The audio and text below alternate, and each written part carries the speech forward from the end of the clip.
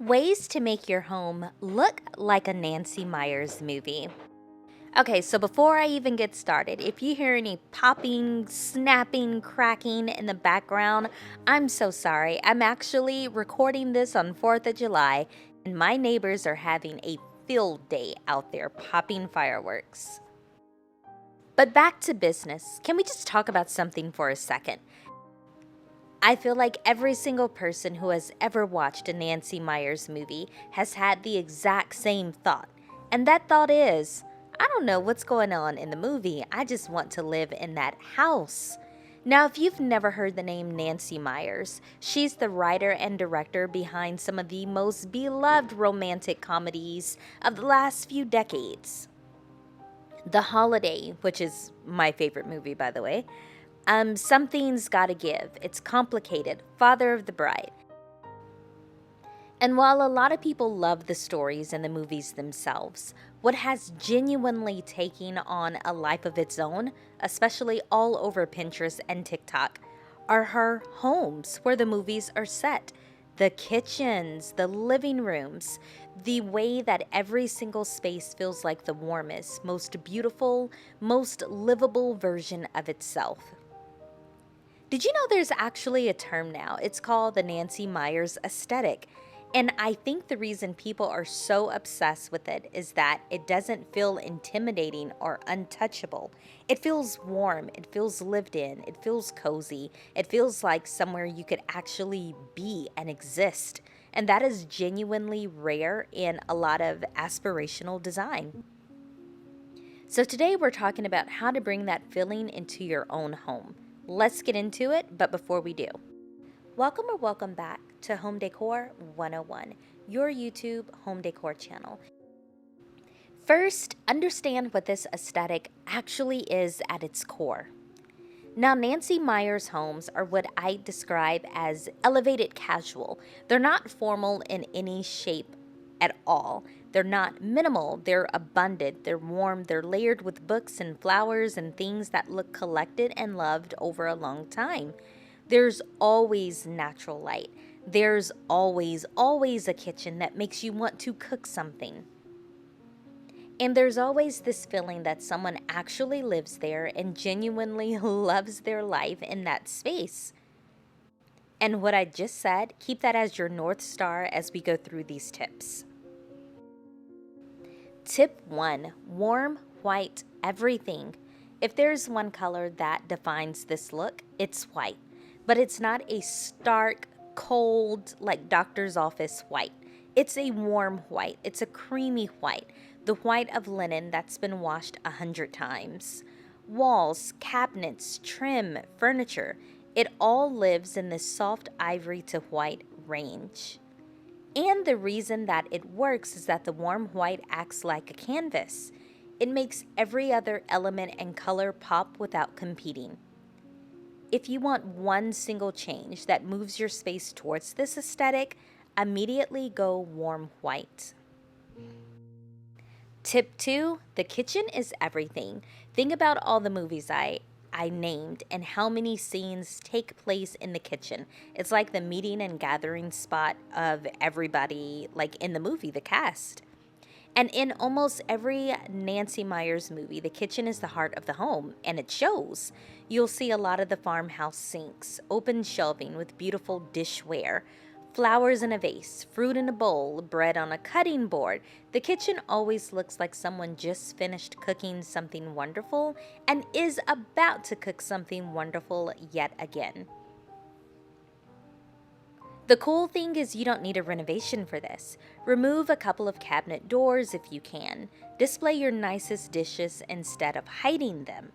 Add fresh herbs or flowers, a good cutting board, a fruit bowl.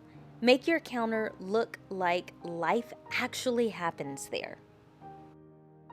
Tip number 3, layer in natural wood tones. Now, white alone would feel cold. What warms the Nancy Meyers palette is wood, and lots of it. Butcher block countertops, wide plank floors, wooden bowls, and cutting boards left out on the counter. And importantly, the wood never looks new. It looks seasoned. It's worn in all the right places, like it's absorbed years of family dinners. Don't be afraid of something with age on it. That's actually the goal. Tip 4, flowers. Always, always flowers. There has never been a Nancy Meyers kitchen scene without fresh flowers somewhere in it, a loose arrangement in a simple vase, a few stems on a windowsill, herbs growing in a pot by the sink. Now, this costs almost nothing, but it adds so much. Fresh flowers make a space feel tended to, like someone cares about beauty in their everyday life. And if you take nothing else from this video, start keeping fresh flowers in your home. It will change how your space feels immediately. Tip number 5, books everywhere. Now, books are as essential to this aesthetic as the white walls and the farmhouse sink. Stacked on coffee tables, filling shelves, piled on nightstands, and they don't look arranged. They look like they have been read or are in the process of being read. Dog-eared and loved and real. The bookshelves in these homes are full and a little chaotic in the best way. There's no color coordinated for the Instagram. It looks genuinely lived in. And if your shelves feel too sparse or too perfect, add more books. Go to a used bookstore, stack them horizontally, let them be in a little messy. That's more honest to this aesthetic than anything overly curated. Tip number 6, comfortable, generous furniture. Now, Nancy Meyers sofas are deep and soft, and you could genuinely disappear into them. Oversized linen sofas in cream or warm white. Armchairs with throw pillows that look like they've been moved around 100 times. A bed piled so high with pillows that you have to remove 6 before you can go to sleep. The cool thing is everything feels a little bigger and a little softer, a little more abundant than expected. And when you're choosing furniture for this look, always go a size up from what you think you need. This one is a little more difficult, but we're going to talk about it. You want to have abundance without clutter. Now, like I said, this is hard to put in words, but it's so important. Nancy Meyers spaces feel full. They're not minimal at all. There's always something interesting to look at. There's always layers, always life, but they never feel cluttered. There's a difference between abundance and mess. And the secret is that everything in these spaces belong. The books are actually read. The kitchen things are actually used. The flowers are actually fresh and beautiful. So as you add these things to your space, ask yourself, does this belong here? Does it have a purpose? Even if that purpose is just beauty.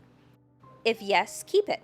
If it's just filling space for the sake of filling space, you probably should rehome it.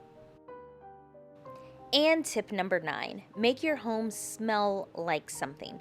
Now, I know we don't have smell-o-vision, so we don't know what these rooms we see on the movies actually smell like, but trust me, if you've watched any of these movies, you already know.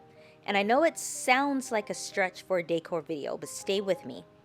Part of what makes these homes feel so inhabitable is the fact that they feel sensory. And smell is a huge part of that. Fresh flowers, something baking, a candle in a warm natural scent, whether it's cedar, vanilla, linen.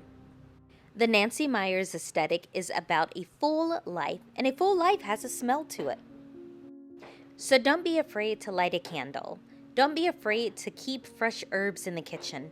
Don't be afraid to bake something beautiful and savory on a Sunday. Make your home something you can feel with every sense, not just your eyes. And that, my friends, is the Nancy Meyers aesthetic. The warm white, the kitchen that looks lived in, tons of natural wood, and a home that smells like life is happening in it. Of all of the aesthetics that we've been talking about on this channel, this is probably becoming my favorite little by little. I like it because it's beautiful, but it's not about perfection. It's about fullness and having a life well lived. It's about a home that looks like someone actually loves being in it. So I have linked some of my favorite ways to shop this look in the description box. Go ahead and take a look. Once again, I apologize for all the booming and sparking and everything going on outside, but I was like, I'm gonna get this video recorded today. So I do apologize about that. I know you'll see this after 4th of July, but like I said, today is 4th of July, so happy 4th of July. And I will see you in the next one. Happy decorating, friends.